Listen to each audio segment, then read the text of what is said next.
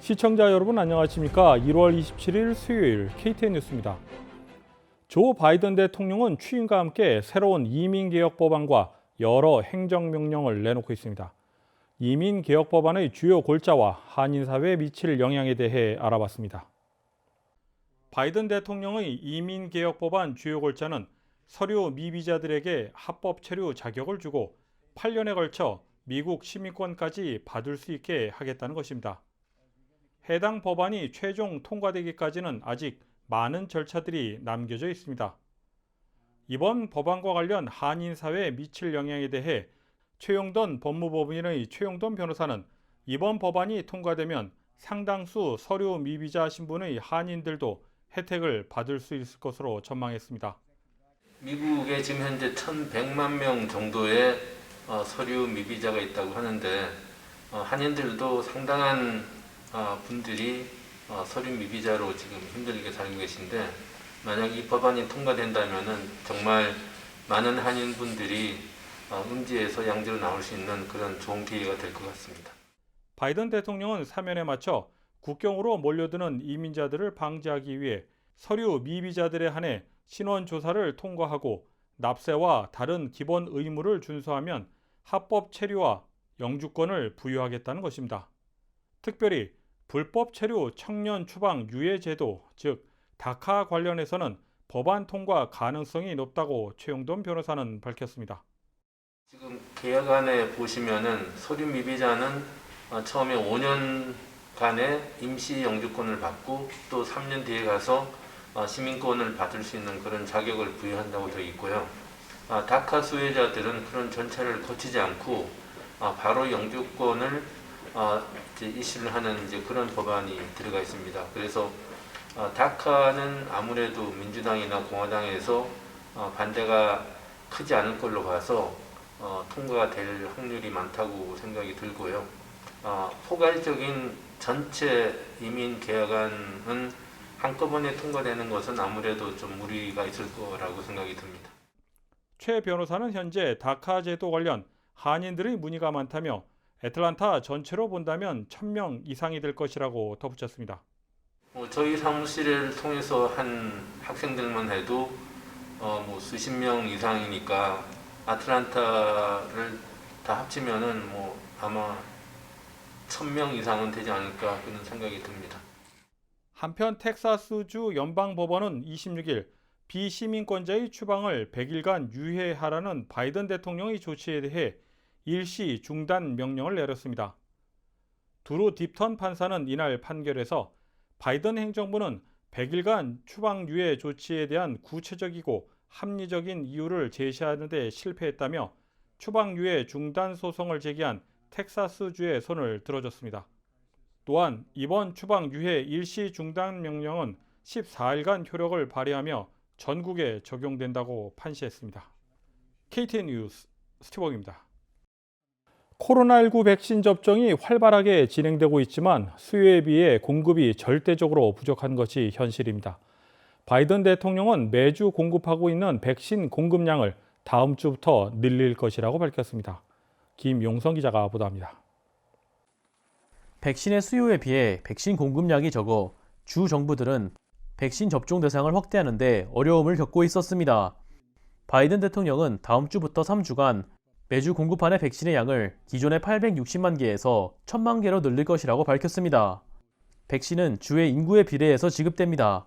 조지아주의 경우에는 지금까지 매주 12만 개의 백신이 공급되었는데 다음 주부터는 약 2만 5천 개 늘어난 14만 5,900개의 백신이 공급될 것으로 전해졌습니다. 캠프 주의사는 백신 공급량을 늘려준 바이든 정부에게 감사를 보냈지만 여전히 수요에 비해 공급이 부족한 상황은 유지가 될 것으로 보인다고 밝혔습니다. 캠프 주의사가 백신 접종 대상을 확대할 것인가에 대해서는 아직 알려진 바 없습니다. 바이든 정부는 또한 모더나 및 화이자의 백신을 각각 1억 개씩 추가 구매할 예정입니다. 바이든 대통령은 모든 미국인에게 접종할 수 있는 양의 백신을 이번 여름까지는 확보할 수 있을 것으로 전망했습니다. KTN 뉴스 김용성입니다. 공화당 연방 상원의원들은 26일 트럼프 전 대통령 탄핵안에 대한 절차 투표를 실시해 50명 가운데 45명이 이번 탄핵안이 위헌이라고 투표했습니다. 하폰 쪽에 투표한 의원은 옴니 의원을 비롯해 모두 5명이었습니다. 이번 절차 투표는 탄핵안 자체에 대한 찬반 투표가 아니고 탄핵 심판이 위헌인지 아닌지를 판단해 심판을 계속할 것인지를 결정하는 것이었습니다. 그러나 공화당에서 이탈표가 5표밖에 나오지 않으면서 사실상 트럼프 전 대통령의 탄핵안이 상원에서 통과될 가능성은 매우 낮다는 분석이 지배적입니다. 바이든 대통령이 인종차별 근절과 관련 행정명령에 서명했습니다. 해당 행정명령에는 아시아계에 대한 증오범죄 문제를 다루는 내용도 포함됐습니다. 김용성 기자입니다. 바이든 대통령은 어제인 26일 팬데믹 기간에 아시아인과 태평양 제도민에 대한 증오범죄가 늘어났다고 말하며 이러한 문제를 다루기 위한 행정조치를 도입한다고 밝혔습니다. I'm directing federal agencies to combat resurgence of xenophobia, particularly against Asian Americans and Pacific Islanders that we've seen skyrocket during this pandemic. This is unacceptable and it's un-American. 트럼프 전 대통령과 일부 공화당 정치인들은 코로나19에 대해 차이나 바이러스 같은 표현을 자주 썼고 아시아계에 대한 증오범죄를 촉발했다는 비판을 받았던 바 있습니다. 아시안 아메리칸 정의진흥협회 AAAJ는 보도자료를 통해 바이든 대통령의 발표를 환영한다고 밝혔습니다. 바이든 대통령은 이외에도 주택 관련 정책에서의 인종차별 근절을 지시하는 내용, 사설 범죄자 교정시설에 대한 계약을 갱신하지 말 것을 지시하는 내용, 아메리카 원주민에 대한 지원을 늘리는 내용에 대한 행정조치들에 서명했습니다. KTN 뉴스 김용성입니다. 올해 설날은 2월 12일입니다. 민족 대명절 설날을 맞아 한인은행들이 올해도 무료 송금 서비스를 제공할 예정입니다. 관련 내용들을 모아봤습니다. 제일IC은행은 오는 2월 8일부터 11일까지 4일간 무료 송금 서비스를 실시합니다. 대상은 개인 계좌를 가지고 있는 고객에 한하며 비즈니스 계좌는 제외됩니다. 무료 혜택을 받을 수 있는 송금액은 최대 $1,000이며 대상 국가는 미국과 한국 그리고 중국입니다. 송금 횟수는 1회로 제한됩니다. 메트로시티은행은 2월 5일부터 11일까지 일주일간 무료 송금 서비스를 실시합니다. 대상은 개인 계좌를 가지고 있는 고객이며 무료 혜택을 받을 수 있는 송금액은 최대 $1,000입니다. 대상 국가는 한국과 중국을 비롯해 전 세계 모든 국가입니다. 프라미스원 뱅크는 2월 8일부터 11일까지 4일간 무료 송금 서비스를 실시합니다. 대상은 개인 계좌를 가지고 있는 고객이며 무료 혜택을 받을 수 있는 송금액은 최대 $1,000입니다. 대상 국가는 한국을 비롯해 전 세계 모든 국가입니다. KTN 뉴스 수치봉입니다. 다음은 코로나19 소식입니다. 오늘의 코로나19 현황을 김용성 기자가 정리했습니다. 27일 오후 3시 30분 기준 미국 내 코로나19 누적 확진 환자는 2,611만 854명, 누적 사망자는 43만 8,078명입니다. 어제 하루 동안 신규 확진 환자는 15만 1,512명 늘었고 신규 사망자는 4,201명 증가했습니다. 주별 누적 확진 환자는 캘리포니아, 텍사스, 플로리다, 뉴욕, 일리노이 순으로 많습니다. 주별 누적 사망자는 뉴욕, 캘리포니아, 텍사스, 플로리다, 뉴저지 순으로 많습니다. 다음은 조지아주 코로나19 현황입니다. 오후 2시 50분 집계에 따르면 조지아주의 누적 확진 환자는 73만 1,826명, 누적 사망자는 12,135명으로 집계됐습니다. 신규 확진 환자는 4,128명 증가했고 신규 사망자는 139명 증가했습니다. 항원검사 양성 판정자는 15만 3,779명, 신규 2,509명입니다. 다음은 카운티별 집계입니다. 귀넷 카운티 누적 확진 환자 7만 1,899명, 누적 사망자는 680명입니다.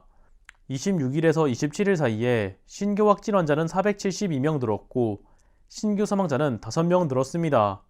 풀턴 카운티 누적 확진 환자 66,611명, 누적 사망자는 866명입니다. 신규 확진 환자는 300명 늘었고 신규 사망자는 7명 늘었습니다. 캅 카운티 누적 확진 환자 49,372명, 누적 사망자는 676명입니다. 신규 확진 환자는 290명, 신규 사망자는 13명입니다. KTN 뉴스 김용성입니다.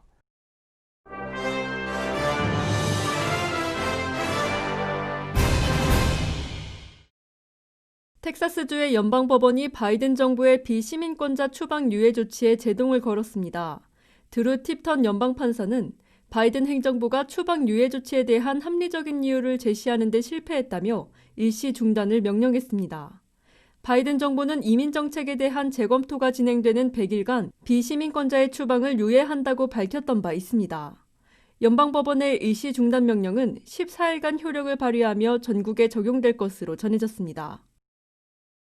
연방국무부는 국민들에게 해외여행을 자제할 것으로 촉구하고 있습니다. 해외에서 미국에 입국하는 여행객들에 대해서 코로나19 음성 판정 결과의 제시를 의무화하는 등 규제가 강화된 것에 따른 조치입니다. 국무부 영사 업무 담당 차관부 대행 이언 브라운리는 해외에 나가는 것을 진지하게 재고해야 한다고 말하며 해외여행을 선택한 국민들은 모두 여행 일정에 심각한 차질이 발생할 가능성에 대비해야 한다고 말했습니다. 연방교통안전청 TSA에 따르면 하츠필드 잭슨 애틀랜타 공항에서 지난 2020년 적발된 총기는 모두 220정으로 전국 1위를 나타냈습니다. 2019년 323정 총기 적발 건수보다는 32% 감소했으나 승객 수가 60% 이상 감소한 것을 고려하면 오히려 총기 소지 승객이 늘어난 것이라는 분석입니다. 이로써 애틀랜타 공항은 지난 5년간 총기 적발 건수 전국 1위를 나타내는 오명을 갖게 됐습니다. 애틀랜타 공항에 이어 2위는 댈러스 포드워스 공항이 176정이 적발됐으며 휴스턴 조지 부시 인터콘티넨털 공항이 126정 적발 건수로 3위에 올랐습니다. 한편 공항 보안 검색대에서 총기를 소지하고 있다가 적발되면 범죄로 기소될 수 있으며 민사처벌을 받을 수 있습니다. 동영상 스트리밍 업체 유튜브가 도널드 트럼프 전 대통령 계정 동영상 업로드 차단 조치를 무기한 연장했습니다. 앞서 유튜브는 지난 12일 지속적인 폭력 가능성을 근거로 트럼프 전 대통령 계정이 정책을 위반했다고 판단, 원스트라이크 조치로 7일간 동영상 업로드를 막는 일시 조치를 취했었습니다. 당시 조치는 지난 6일 의회 난입 사태 여파 속에서 결정됐으며 유튜브는 이후 지난 19일 조치를 일주일 더 연장했습니다. 이번 조치의 경우 연장 기한을 명시하지 않아 사실상 무기한 연장 조치로 평가되고 있습니다. 이상으로 1월 27일 KTN 뉴스를 모두 마칩니다. 시청해주신 여러분 고맙습니다.